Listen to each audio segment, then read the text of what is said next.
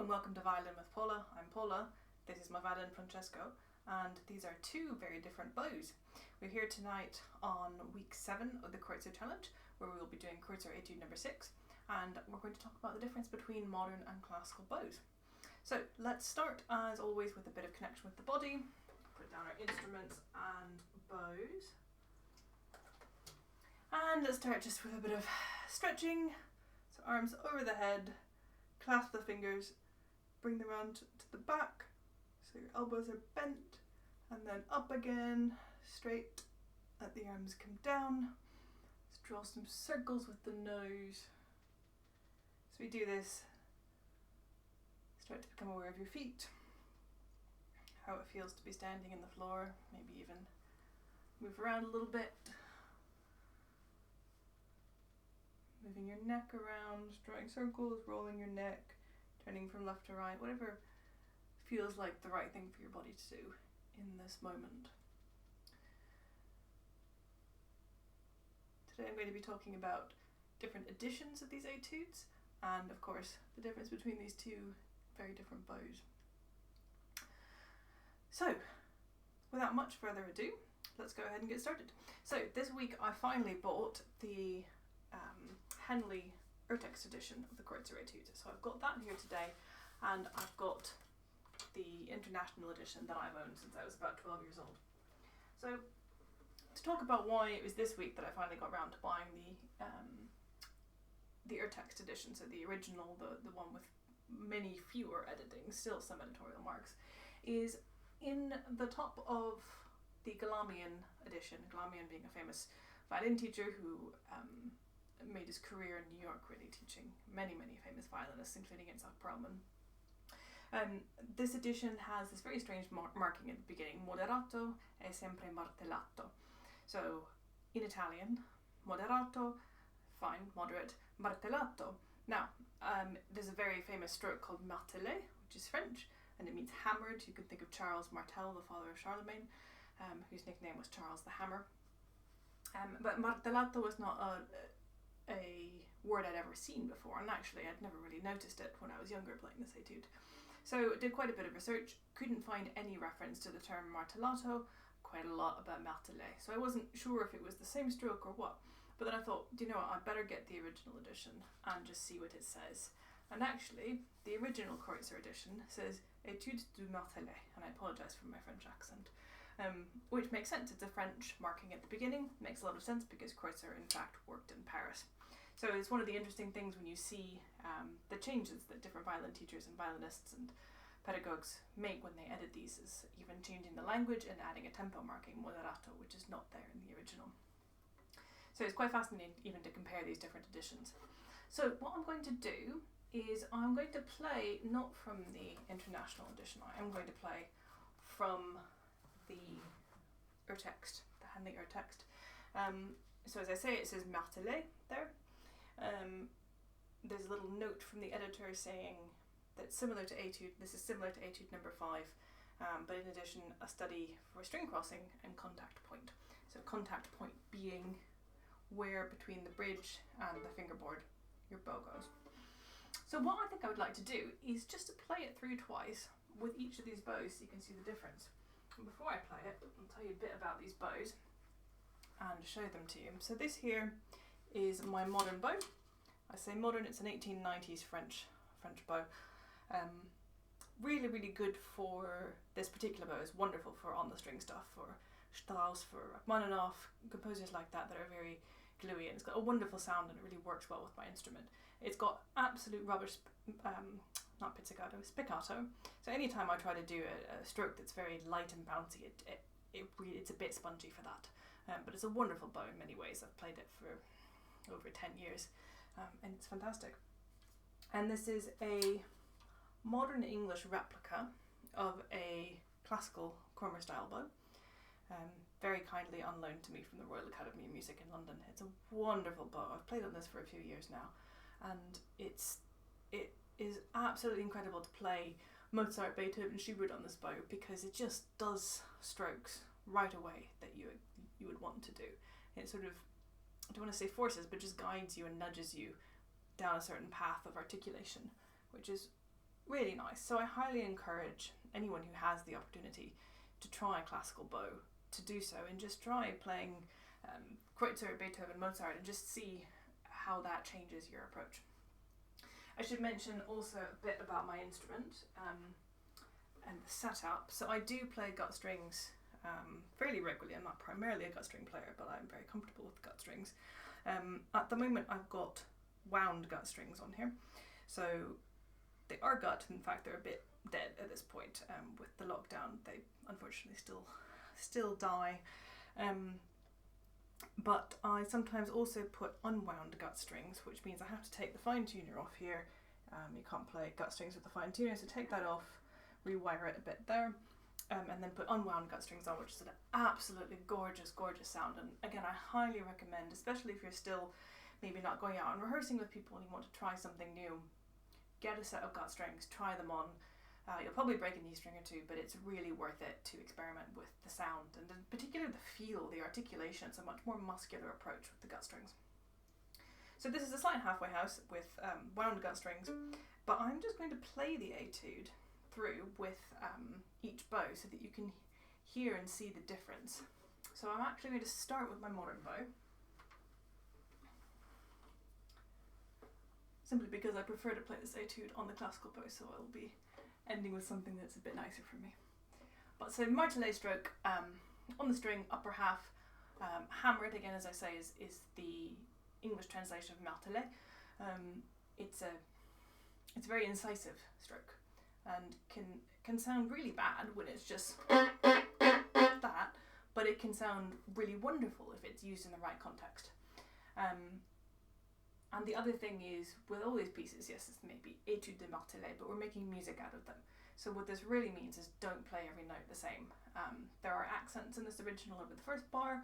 I presume they're intended to go the whole way through, but again, it's always prioritize music over markings. So, modern bow, Henley Urtext edition, wound gut strings.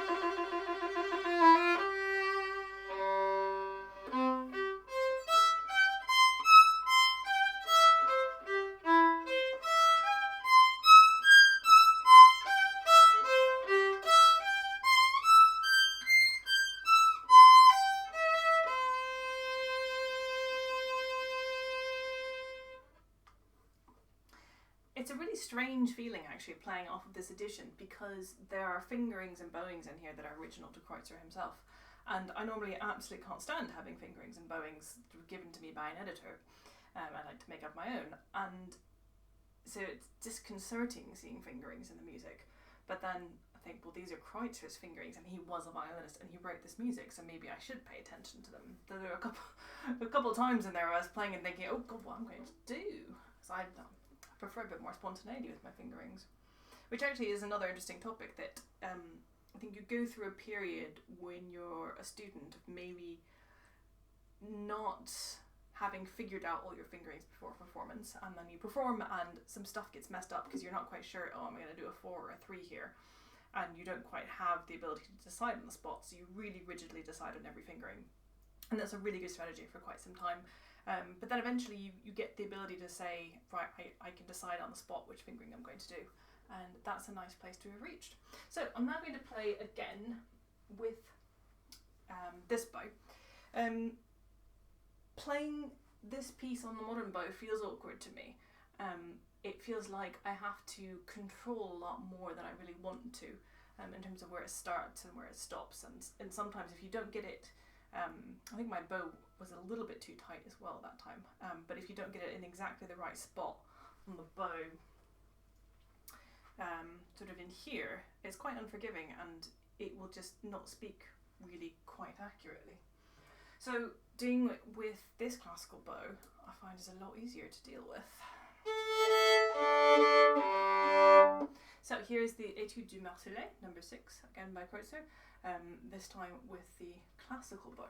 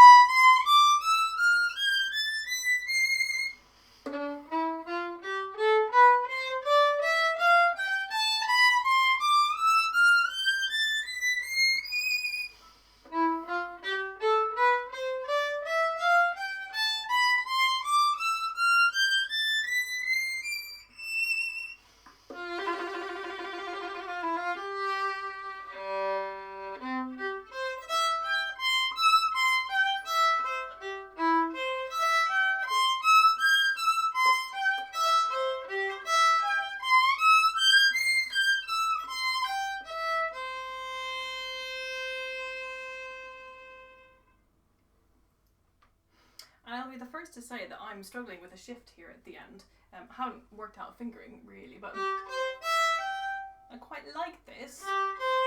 Open and then shift up to the second finger, but in the 4 times that shifts come up and these 2 times there, I haven't actually made it in tune. So that might be a signal that, well, that I shouldn't do that fingering. Or one thing that I am noticing is sometimes when I shift, I do this downward motion.